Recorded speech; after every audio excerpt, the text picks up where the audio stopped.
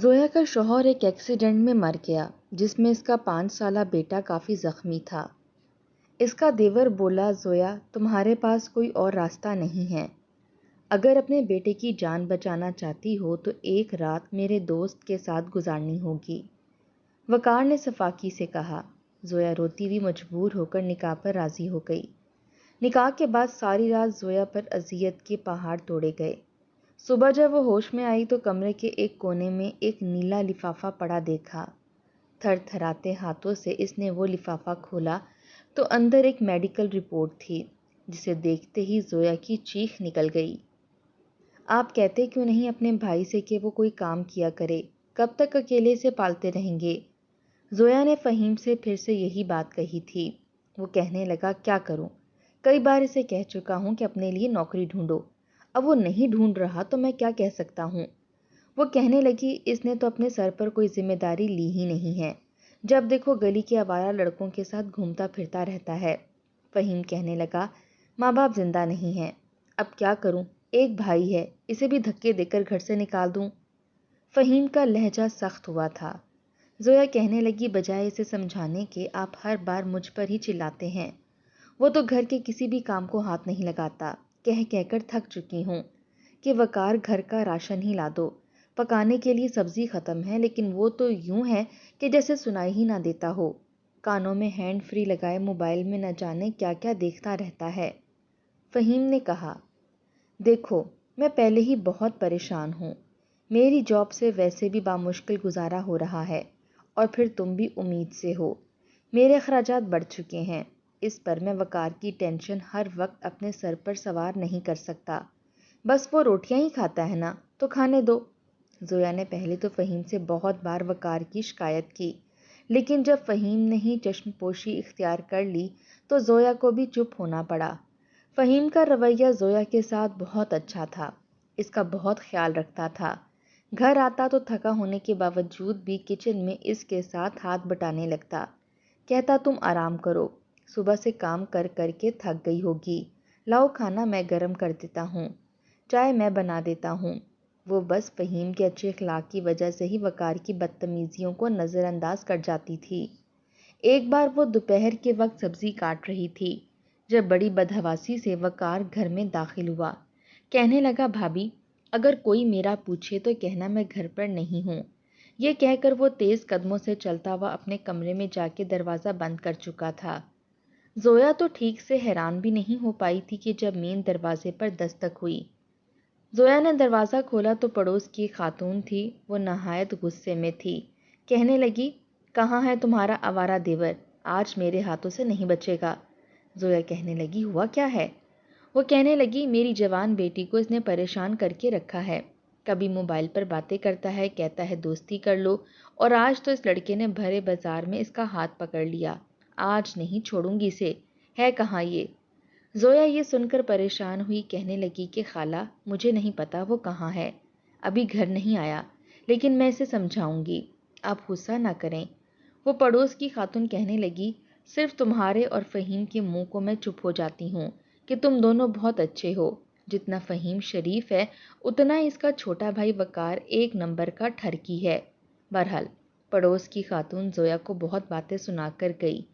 زویا نے دروازہ بند کیا، ماتھے پر بل ڈالے، کہنے لگی، وقار کمرے سے باہر آؤ۔ وہ کمرے سے باہر آ گیا، نظریں چرانے لگا۔ زویا نے کہا، یہ کیا حرکت ہے، تمہیں ذرا بھی شرم نہیں آتی؟ وہ کہنے لگا، جھوٹ بول رہی ہے اس کی بیٹی، خود میرے ساتھ بھاگنے کو تیار ہے، بس ذرا سا اس لڑکی سے ادھار پیسے کیا مانگ لیے وہ تو ہتے سے ہی اکھڑ گئی، اور جان بوجھ کے خود کو شریف ظاہر کر رہی ہے۔ یہ سن کر زویا کو غصہ بھی آیا اور حیرت بھی ہوئی۔ کہنے لگی، روزانہ تم اپنے بھائی سے کبھی 200 کبھی 300 لیتے ہو، اور اس کے علاوہ لڑکیوں سے بھی پیسے مانگتے ہو، اور یہ کوئی کام کرنے والا ہے جو تم محلے میں کرتے پھر رہے ہو؟ تمہیں ذرا بھی اپنے بھائی کی اور میری عزت کا پاس نہیں ہے۔ خبردار جو تم نے کسی بھی لڑکی کے ساتھ کسی بھی قسم کا افیئر چلایا تو اس بار تو میں نے تمہیں بچا لیا ہے، لیکن اگلی بار میں خود تمہارے کان کھینچتی ہوئی پڑوسیوں کے حوالے کر دوں گی، پھر تم جانو اور وہ جانے۔ یہ سن کر وقار بھڑک اٹھا، کہنے لگا، بڑی اکڑ ہے تم میں، فہیم بھائی نے تمہیں بہت سر چڑھا رکھا ہے، تم ہوتی کون ہو مجھے یوں بولنے والی؟ میری زندگی ہے، جو چاہے کروں اور جو چاہے نہ کروں۔ دیکھو اپنی زبان سنبھال کے رکھا کرو اور مجھ سے بالکل بدتمیزی سے بات مت کیا کرو۔ زویا تو اس کا انداز دیکھ کر حیران رہ گئی تھی۔ اس کے بعد اس نے کچھ نہیں کہا، لیکن رات کو فہیم کو ساری بات بتا دی۔ فہیم نے پہلی بار وقار کے منہ پر تھپڑ مارا تھا۔ کہنے لگا، تم ہمیں پورے محلے میں بدنام کرنا چاہتے ہو۔ میں کب سے تمہاری بدتمیزیوں کو چپ چاپ برداشت کر رہا ہوں، لیکن آج تو جیسے تم نے حد کر دی۔ ایک تو محلے والے اب ہمارے گھر میں تمہاری شکایت کرنے آ رہے ہیں، اور دوسرا تم نے اپنی بھابھی کا ذرا بھی لحاظ نہیں کیا۔ آج کے بعد اگر تم نے ایسی بدتمیزی کی تو میں تمہیں گھر سے نکال دوں گا۔ فہیم کی بات سن کر وقار اپنے کمرے میں چلا گیا۔ کچھ وقت بعد فہیم کا بیٹا پیدا ہوا تھا۔ فہیم بہت خوش تھا، لیکن وقار نے اس کے بیٹے کو ہاتھ تک نہیں لگایا۔ زویا سے بھی بات نہیں کرتا تھا، بس چپ چاپ کھانا کھاتا تھا اور اپنے کمرے میں چلا جاتا۔ فہیم نے بھی اس سے بات چیت ختم کر دی تھی۔ وقت یوں ہی گزرنے لگا۔ زویا اپنے بیٹے سے بہت پیار کرتی تھی اور فہیم بھی، البتہ وقار نے کبھی اسے پکڑا تک نہیں تھا۔ نہ وہ کام کاروبار کرتا تھا کہ اس کی شادی کے بارے میں سوچتے، اور نہ ہی اس کا رویہ زویا اور بچے کے ساتھ اچھا تھا۔ لیکن اب یہ تھا کہ وہ فہیم سے جیب خرچی نہیں مانگتا تھا۔ اپنے اخراجات کہاں سے پورے کر رہا تھا وہ کسی کو نہیں بتاتا تھا۔ فہیم کا بیٹا بڑا ہونے لگا۔ فہیم کی ترقی بھی ہو گئی، اس نے ایک گاڑی خرید لی۔ اب یہ ہونے لگا کہ اکثر وقار فہیم سے گاڑی کی چابی مانگ کر رات بھر گاڑی میں نہ جانے کہاں کہاں جاتا تھا۔ فہیم جب اس سے پوچھتا تو کہتا یوں ہی دوستوں کے ساتھ گیا تھا۔ زویا فہیم کو روکتی رہتی تھی کہ مجھے اس کے تیور کچھ اچھے نہیں لگتے، یہ عجیب انسان ہے، کسی کی نہیں سنتا۔ پیٹرول پتہ ہے کتنا مہنگا ہو گیا ہے، اور یہ رات بھر مٹر گشتی کرتا رہتا ہے، جانے گاڑی کہاں لے جاتا ہے، پیٹرول ختم کر کے ہی گاڑی واپس لاتا ہے۔ فہیم کہنے لگا کہ میں اسے روکتا تو ہوں، اب کیا اس کی جان لے لوں۔ ہمیشہ وہ چڑھ کر زویا سے ہی بات کرتا تھا۔ وہ وقار سے زیادہ بات نہیں کرتا تھا، کہتا تھا چھوٹا بھائی ہے، اگر اس نے مجھ پر ہاتھ اٹھا لیا تو میری کیا عزت رہ جائے گی۔ آخر کار زویا کو ہی چپ رہنا پڑتا۔ 5 سال کا اس کا بیٹا فہد ہو چکا تھا۔ ایک بار فہیم کہنے لگا، ایسا کرو کھانا مت بناؤ، ہم ہوٹل میں کھانا کھانے جاتے ہیں۔ زویا کہنے لگی کہ میرے سر میں بہت درد ہے، ایسا کریں آپ کھانا گھر پر ہی لے آئیں۔ فہیم جب گاڑی میں بیٹھنے لگا تو اس کا چھوٹا بیٹا فہد کہنے لگا، بابا میں بھی آپ کے ساتھ جاؤں گا۔ فہیم اسے بھی اپنے ساتھ لے گیا۔ وہ لوگ 8 بجے نکلے تھے اور زیادہ دور بھی نہیں گئے تھے، لیکن پھر بھی 11 بجنے والے ہو گئے تھے۔ دونوں ہی واپس نہیں آئے تھے۔ زویا کئی بار فون کر چکی تھی، لیکن فہیم کے فون پر کوئی رابطہ نہیں ہو رہا تھا۔ اس نے مجبوراً وقار کے کمرے کا دروازہ کھٹکھٹایا۔ اس نے دروازہ کھولا اور چلا کر پوچھنے لگا، کیا تکلیف ہے؟ زویا کہنے لگی، تمہارا بھائی ابھی تک واپس نہیں آیا، مجھے بہت فکر ہو رہی ہے۔ وہ کہنے لگا، تو میں کیا کروں؟ یہ کہہ کر اس نے دروازہ پھر سے بند کر دیا۔ زویا بہت پریشان تھی، بار بار کبھی باہر کا دروازہ کھول کر دیکھتی۔ اب تو 12 بج رہے تھے جب اچانک سے زویا کے فون پر بیل بجی۔ اس نے فون اٹھایا، فہیم کا نمبر تھا۔ کہنے لگی، فہیم آپ کہاں رہ گئے؟ رات کے 12 بج رہے ہیں، لیکن آواز کسی اجنبی کی تھی۔ وہ کہنے لگا کہ یہ جس کا فون ہے اس کی گاڑی کا ایکسیڈنٹ ہو گیا ہے، اور اس وقت دونوں باپ بیٹا ہاسپٹل میں خون سے لت پت پڑے ہیں۔ اس نوجوان نے ہاسپٹل کا نام بھی بتایا۔ زویا کے ہاتھ سے تو فون زمین پر گرا تھا، وہ رونے لگی۔ اس کے رونے کی آواز سن کر وقار بھی باہر آ گیا، کہنے لگا، کیا ہوا ہے؟ زویا کہنے لگی، گاڑی کا ایکسیڈنٹ ہو گیا ہے، فہیم اور فہد دونوں زخمی ہیں، مجھے ہاسپٹل لے جاؤ۔ یہ سن کر وقار بھی پریشان ہو گیا۔ بے شک کچھ بھی تھا، وہ بھائی تھا، دل میں فہیم کے لیے کچھ نہ کچھ احساس رکھتا تھا۔ بھاگے دوڑے دونوں ہاسپٹل پہنچے تھے۔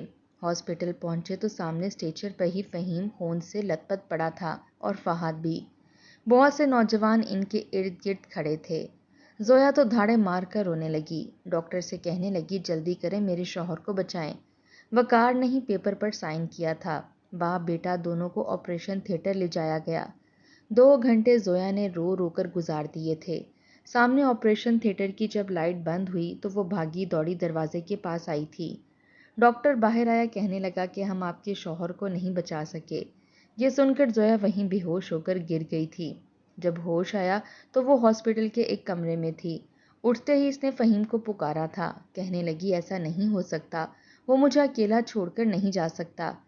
جب اسے ہوش آیا تو پتہ چلا کہ وہ 2 دن سے ہی بے ہوش تھی۔ وقار کہنے لگا کہ میں فہیم کی تدفین کر چکا ہوں کیونکہ اس کی کنڈیشن ٹھیک نہیں تھی اور فہد کے لیے بھی کوئی امید نہیں ہے۔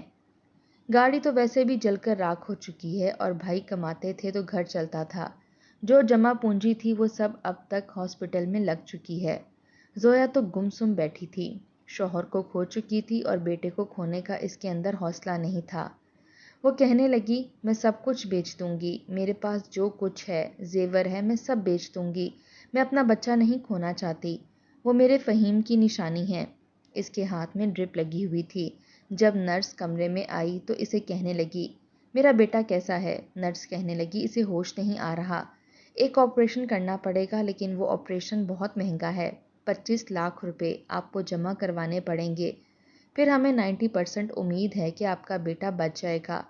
25 لاکھ کی رقم بہت زیادہ تھی، گھر بھی کرایہ کا تھا اور زویا کے پاس زیور کے نام پر صرف منہ دکھائی کی انگوٹھی تھی اور انگوٹھی کی قیمت بھی بہت زیادہ بھی ہوئی تو بس 1 لاکھ ہوگی، اس سے زیادہ نہیں ہوگی۔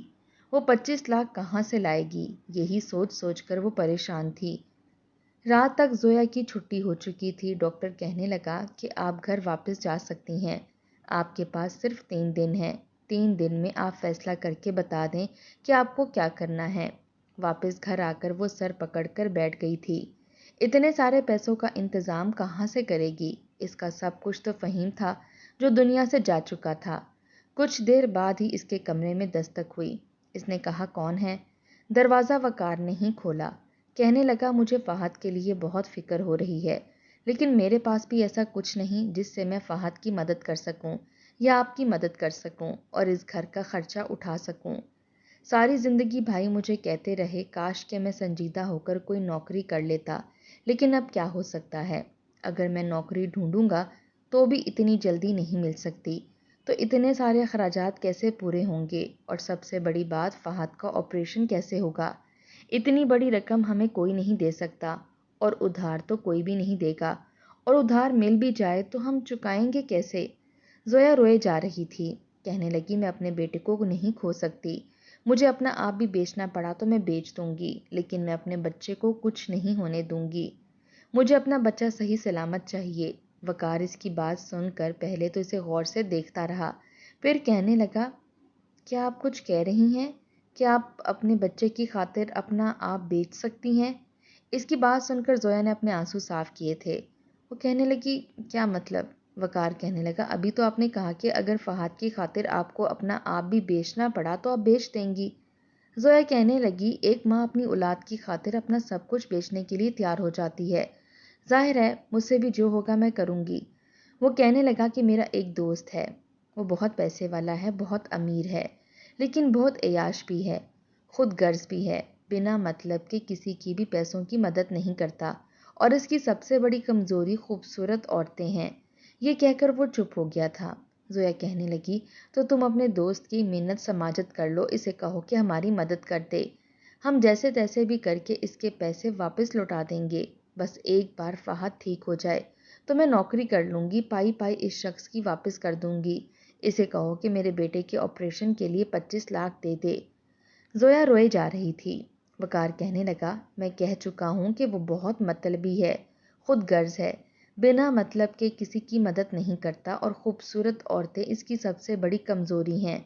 یہ کہتے ہوئے اس نے زویا کے چہرے کی خوبصورتی اور گوری رنگت کو دیکھا تھا۔ زویا اس کی بات کا کچھ مطلب سمجھ کر بڑی حیرت سے اسے دیکھ رہی تھی۔ کہنے لگی مطلب کیا ہے تمہارا؟ زویا کا لہجہ کچھ بلند ہوا تھا۔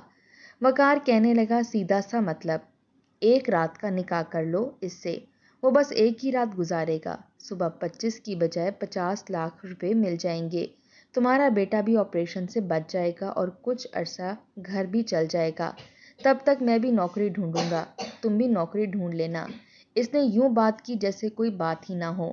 زویا کہنے لگی میں تمہارے بھائی کی بیوی ہوں، اس گھر کی عزت ہوں، تمہیں اندازہ ہے کہ تم مجھ سے کیا کہہ رہے ہو؟ وہ کہنے لگا خود ہی تو کہہ رہی تھی بیٹے کی خاطر اپنا آپ بھی بیچ دوں گی، اب کیا ہوا؟ کیا بیٹے کی محبت پر تمہاری عزت غالب آ گئی؟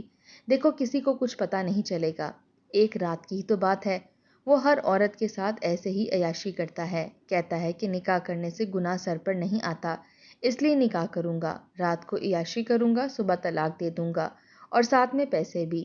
اب تم خود سوچ لو، تمہیں بیٹا عزیز ہے یا اپنی عزت؟ میں تو تمہاری بس یہی مدد کر سکتا ہوں کہ اپنے دوست سے تو میں تمہیں ملوا سکتا ہوں، وہ بہت امیر ہے، اگر تم اسے پسند آ گئی تو پھر وارے نیارے ہو جائیں گے، ایک بار تمہارا بیٹا بچ جائے گا، چند مہینے کے خرچے کی تمہیں ضرورت پیش نہیں آئے گی، تو تمہارا دماغ بھی کام کرے گا کہ بعد میں تم نے کیسے گھر چلانا ہے۔ میرا کیا ہے، میں تو چھڑا چھانٹ ہوں، کہیں بھی رہ لوں گا، کچھ بھی کر لوں گا، کہیں سے بھی کھا لوں گا، لیکن تمہیں رہنے کے لیے گھر کی ضرورت پڑے گی اور تمہارے بچے کی پرورش کے لیے بھی تمہیں پیسوں کی ضرورت ہوگی۔ اب تم سوچ لو کہ تمہیں کرنا کیا ہے اور کیا نہیں۔ زویا عجیب سی کشمکش کا شکار ہو کر رہ گئی تھی۔ وہ کیسے فہیم کے ساتھ بے وفائی کرے؟ ابھی تو اس کی عدت بھی پوری نہیں ہوئی تھی اور ایک نئی مصیبت اس کے سر پر پڑ چکی تھی، اور وہ تھی ایک ایسی راہ جسے وہ اختیار نہیں کرنا چاہتی تھی، لیکن دوسری طرف بیٹے کی زندگی تھی جس کی ڈاکٹر نے صرف 3 دن دیے تھے، اور آج کی رات بھی بیت جانے دی تو پھر تو 2 دن باقی تھے۔ 2 دنوں میں وہ کیا کرے گی؟ 2 دن بعد ڈاکٹر اس کے بیٹے کا وہ ٹریٹمنٹ بھی روک دیتے جو وہ ابھی کر رہے تھے اور ہاسپٹل سے اسے نکال بھی دیتے، تب تو اس کا بیٹا مر جاتا، پھر وہ کیا کرتی؟ ایک نشانی تھی فہیم کی اس کے پاس اور وہ اسے کھونا نہیں چاہتی تھی۔ ایک طرف عزت تھی اور ایک طرف بیٹے کی زندگی، اور بیچ میں وہ تھی۔ اس کا سر بری طرح سے چکرانے لگا، وہ سمجھ نہیں پا رہی تھی کہ کیا کرے اور کیا نہ کرے۔ آسان تو نہیں تھا فہیم کی بیوہ ہوتے ہوئے اس کی عدت تک پوری نہ کرنا اور ایک غیر مرد سے نکاح کر لیتی، جو کہ شاید درست ہی نہیں تھا، لیکن اس کے پاس وقت نہیں تھا، اس کے پاس بس 2 دن تھے اس کے بیٹے کی زندگی اور موت کے فیصلے کے لیے۔ وہ روئے جا رہی تھی، سمجھ نہیں پا رہی تھی کہ کیا کرے اور کیا نہ۔ اگر اس کے پاس اپنا مکان ہوتا تو وہ بیچ دیتی، اس کے تو گھر والوں کے پاس بھی اتنا پیسہ نہیں تھا کہ اس کی مدد کر سکتے، اور وہ یہ بات اپنے گھر والوں کو بتا بھی نہیں سکتی تھی۔ وہ بے حد پریشان تھی اور اس کے گھر میں تھا ہی کون سوائے بوڑھے باپ کے؟ ماں حیات نہیں تھی اور بھائی کوئی تھا نہیں، 2 بہنیں تھیں اور دونوں شادی شدہ تھیں اور بیرون ملک میں مقیم تھیں۔ اس وقت اس کا کوئی ایسا نہیں تھا جو اس کی مدد کرتا۔ وہ روئے جا رہی تھی۔ اگلی صبح کا سورج بھی نکل آیا۔ بار بار ڈاکٹر کا فون آ رہا تھا کہ آپ نے پیسوں کا انتظام کیا ہے یا نہیں، اگر نہیں کیا تو اپنے مریض کو لے جائیں، ہم مزید اسے نہیں رکھیں گے۔ زویا کہنے لگی آپ کو پیسے مل جائیں گے، بس آپ تھوڑا صبر کریں، لیکن دل اس بات کے لیے آمادہ نہیں تھا کہ وہ یہ راہ اختیار کرے۔ دوپہر کا وقت تھا جب وقار اپنے کمرے سے نیند پوری کر کے اٹھ کر باہر آیا۔ کہنے لگا کیا سوچا آپ نے؟ میرا دوست پوچھ رہا ہے، پہلے وہ دیکھے گا، اگر اسے آپ اچھی لگیں تبھی بات آگے بڑھے گی۔ دیکھیں وہ بہت ایماندار ہے، اگر آپ نے اسے خوش کر دیا تو ہو سکتا ہے 50 کی جگہ 60 لاکھ بھی دے دے، وہ ایسا ہی ہے، اس کے پاس بہت پیسہ ہے، اسے کوئی پرواہ نہیں۔ ایسے الفاظ زویا کو کس اذیت میں مبتلا کر رہے تھے یہ وہی جانتی تھی۔ اس نے تو کبھی سوچا ہی نہیں تھا کہ فہیم کے علاوہ کوئی دوسرا شخص اس کی زندگی میں آئے گا، لیکن یہ تو سیدھا سیدھا گناہ تھا، نہ اس کی عدت پوری ہوئی تھی، نہ ہی وہ شخص اسے بسانے کے لیے اس سے نکاح کر رہا تھا، یہ تو بس ایک رات گزارنے کا جائز طریقہ تھا جو اس شخص کو جائز لگ رہا تھا اور وہ کرنا چاہتا تھا۔ زویا کے پاس دوسرا کوئی راستہ نہیں تھا، اسے ہر حال میں اپنے بچے کو بچانا تھا۔ اس نے کہا کہ ٹھیک ہے، اپنے اس دوست کو بلا لو۔ وہ کہنے لگا میں آج شام کو ہی بلا لیتا ہوں، لیکن اپنا حلیہ کچھ درست کر لینا، یہ سوجی ہوئی آنکھیں چہرے پر پسماردگی سی دیکھ کر تو وہ تمہیں ویسے بھی ریجیکٹ کر دے گا، تھوڑا میک اپ شیک اپ کر لینا، اچھے کپڑے پہن لینا، ویسے بھی انسان جب کسی چیز کو بیچنے کے لیے پیش کرتا ہے تو تھوڑا سا سنوار کر ہی پیش کرتا ہے، اس لیے اپنے آپ کو اگر اپنے بچے کے لیے بچانا ہی چاہتی ہو تو پھر اپنے آپ کو سجاؤ سنوارو، خوبصورت بن کر دکھاؤ تاکہ وہ مان جائے اور تمہاری اچھی قیمت لگا سکے۔ وقار کی باتیں زویا کے سر پر کسی ہتھوڑے کی طرح سے لگ رہی تھیں۔ شام تک مجبوراً زویا نے ایک صاف ستھرا لباس پہنا، صرف ہلکا ہلکا سا میک اپ کیا تھا۔ زویا کا شمار خوبصورت ترین عورتوں میں ہوتا تھا، اس نے دوپٹہ سر پر لے رکھا تھا، سوچا نہیں تھا کہ کبھی اپنے آپ کو یوں بھی کسی کے سامنے پیش کرنا پڑے گا۔ شام 6 بجے وقار دوست کے ساتھ آیا تھا۔ اس کا دوست 40 کی عمر کا ہٹا کٹا شخص تھا، بڑی تیز نظروں سے وہ زویا کو سر سے پیر تک دیکھ رہا تھا، وہ ایک بچے کی ماں تھی لیکن دیکھنے میں لگتی نہیں تھی۔ زویا کو دیکھ کر وہ خباثت سے اپنا نچلا ہونٹ کاٹنے لگا۔ لڑکی تو بڑی کمال کی ہے، میں رات کو ہی نکاح خواہ کو لے آؤں گا۔ وقار کہنے لگا اس کا بیٹا بیمار ہے، تمہیں بتایا تھا نا میں نے۔ وہ کہنے لگا ہاں ہاں ڈونٹ وری، کل صبح اسے پیسے مل جائیں گے۔ تم نے اسے سمجھا تو دیا تھا نا کہ مجھے زیادہ نخرے پسند نہیں ہیں، اور ویسے بھی یہ کوئی زبردستی کا سودا نہیں ہے۔ یہ اچھی طرح سے جانتی ہے نا کہ میں کس قسم کا اختلاف برداشت نہیں کروں گا۔ وقار کہنے لگا ہاں سب پتہ ہے، تم بے فکر رہو، ہر بات سے واقف ہے۔ وہ اٹھ کر چلا گیا۔ زویا کو لگا کہ شاید یہ اس کی زندگی کی آخری رات ہے۔ اس کا دل چاہا کہ زمین پھٹے اور وہ زمین کے اندر دفن ہو جائے۔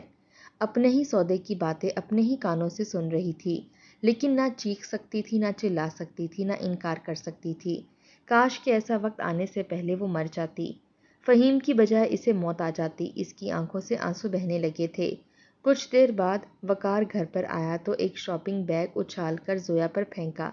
کہنے لگا یہ میرے دوست انور نے دیا ہے، کہتا ہے اپنی بھابھی سے کہنا یہ پہن کر تیار ہو جائے۔ زویا یوں بیٹھی تھی جیسے بے جان وجود ہو۔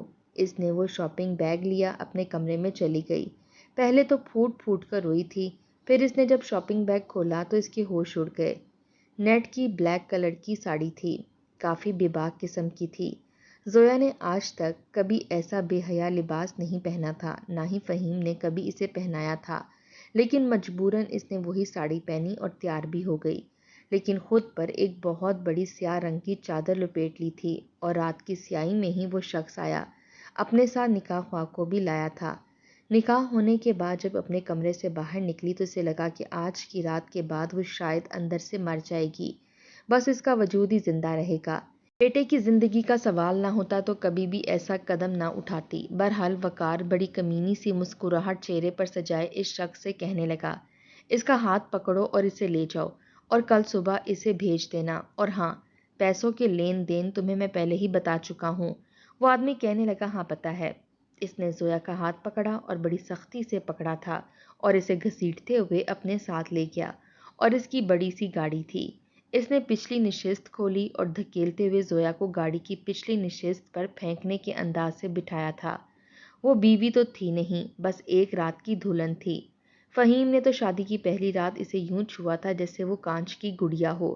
بڑے پیار سے اس نے اپنے پاکیزہ رشتے کی ابتدا کی تھی، لیکن یہ شخص کچھ درندہ ٹائپ کا لگ رہا تھا۔ زویا کو نہیں پتا تھا کہ قسمت اسے اس راہ پر بھی ڈال دے گی۔ جیسے جیسے گاڑی آگے بڑھ رہی تھی اس کے دل کی دھڑکنیں بھی تیز ہو رہی تھیں۔ کچھ دیر بعد ہی بڑے سے بنگلے کے اندر گاڑی داخل ہوئی اور وہ شخص گاڑی سے نیچے اترا۔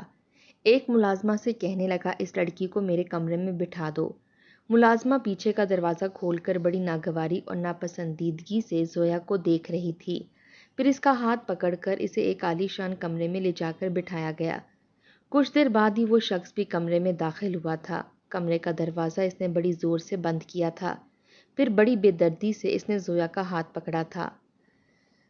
بکنا کسے کہتے ہیں یہ زویا کو اس رات اندازہ ہو گیا تھا، کیونکہ پوری رات اس شخص نے اپنی درندگی اس پر دکھائی تھی۔ ایک پل کے لیے بھی اس درندے نے اس پر رحم نہیں کیا تھا۔ کئی بار وہ روئی تھی، ہاتھ جوڑے تھے کہ خدا کے لیے اسے انسان سمجھو، لیکن اس شخص میں انسانیت چھو کر نہیں گزری تھی۔ وہ کہنے لگا بہت بڑی رقم دی ہے، اپنے پیسے تو وصولوں گا، اس لیے اپنا منہ بند رکھو۔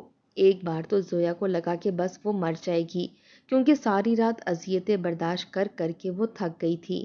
اسے لگ رہا تھا کہ اس کا سانس رک جائے گا یا گھٹ جائے گا۔ صبح تک وہ بالکل بے حال ہو چکی تھی اور وہ شخص کمرے سے باہر جا چکا تھا۔ زویا روئے جا رہی تھی، اپنے بیٹے کی زندگی کی قیمت جو اس نے اس رات چکائی تھی، شاید زندگی بھر اس کی اذیت وہ سہتی رہتی۔ سامنے ایک فائل پڑی تھی۔ جب اس نے آگے بڑھ کر اس فائل کو کھول کر دیکھا تو اس کے ہوش اڑ گئے۔ اس فائل میں لکھا تھا کہ اس کا بیٹا اسی رات مر گیا تھا جب اس کے شوہر کا انتقال ہوا تھا۔ یہ پڑھ کر زویا کے ہوش اڑے تھے۔ اسے یاد آنے لگا کہ ہاسپٹل میں تو اس نے فہد کو دیکھا تک نہیں تھا، ڈاکٹر نے دیکھنے ہی نہیں دیا تھا۔ ساری کہانی وقار کی چلائی ہوئی تھی۔ ڈاکٹر کو بھی اس نے لالچ دی تھی اور نرس کو بھی پیسوں کا لالچ دیا تھا کہ وہ زویا سے جھوٹ بولے۔ جو کچھ وقار نے اس کے ساتھ کیا تھا، زویا کا دل چاہا کہ خودکشی کر لے۔ وہ پھوٹ پھوٹ کر وہیں رونے لگی۔ دروازہ کھلا تو وہ شخص اندر آیا، کہنے لگا کیا ہوا، رو کیوں رہی ہو؟ میں نے تو تمہاری قیمت 50 لاکھ کی بجائے 60 لاکھ دی ہے تمہارے دیور کو۔ زویا کہنے لگی ایسا کرو میرا گلا گھونٹ کر مجھے مار ڈالو، کیونکہ اس کمینے نے میری زندگی برباد کر دی۔ میرا بیٹا مر چکا تھا اور اس نے مجھ سے جھوٹ بولا۔ وہ کہنے لگا یہ فائل تمہارے دیور نے ہی دی تھی اور کہا تھا کہ جب تم صبح جاگو تو میں یہ فائل تمہیں دے دوں۔ وہ تو تمہیں یہ فائل ہی دکھانے آیا تھا۔ دیکھو میں زیادہ پڑھا لکھا نہیں ہوں، مجھے نہیں پتا اس فائل میں کیا لکھا ہے۔ زویا رونے لگی، رو رو کے اس نے جب ساری سچائی اس شخص کو بتائی تو وہ کہنے لگا کہ میں تمہاری یہ مدد کر سکتا ہوں کہ ابھی تک میرا چیک میرے ہی اکاؤنٹ میں ہے، ابھی کلیئر نہیں ہوا، میں وہ پیسے تمہیں دے سکتا ہوں۔ اس نے بینک میں کال کی اور کہا کہ میرے پیسے ٹرانسفر مت کرنا، ان پیسوں کو روک لو، اور پھر زویا کے اکاؤنٹ میں وہ پیسے ڈلوا دیے۔ زویا نے ایک چھوٹا سا مکان خرید لیا اور اس میں رہنے لگی۔ اپنا معاملہ اس نے اللہ پر چھوڑ دیا۔ وہ شخص اسے طلاق دے چکا تھا۔ اس نے ایک اسکول پڑھانا شروع کر دیا اور ٹیوشن بھی پڑھانے لگی۔ ایک بار اس کی دوست بیمار تھی، وہ اپنی دوست سے ملنے جب ہاسپٹل گئی تو وہاں ایک شخص کے چلانے کی آوازیں آ رہی تھیں اور وہ تڑپ تڑپ کر موت مانگ رہا تھا۔ پورا ہاسپٹل پریشان تھا۔ جب زویا نے مردانہ وارڈ میں جھانک کر دیکھا تو وہ وقار تھا۔ اس نے نرس سے پوچھا اسے کیا ہوا ہے تو وہ کہنے لگی کہ اسے ایڈز کی بیماری ہو گئی ہے، روز اپنے لیے موت مانگتا ہے اور اسے موت نہیں آتی، ایسے ہی تڑپتا ہے اور چلاتا ہے۔ یہ سب سن کر زویا کو اس پر رحم نہیں آیا تھا، بلکہ اس نے آسمان کی طرف ایک نظر دیکھا اور نظریں جھکا لیں۔ اسے انصاف تو مل گیا تھا، لیکن دل میں یہ بھی دعا نکلی تھی کہ کاش یہ یوں ہی تڑپتا رہے اور اسے موت نہ آئے، تاکہ اسے پتہ چلے کہ دوسروں کی زندگی کو اذیت ناک بنانے کی کیا سزا ہوتی ہے۔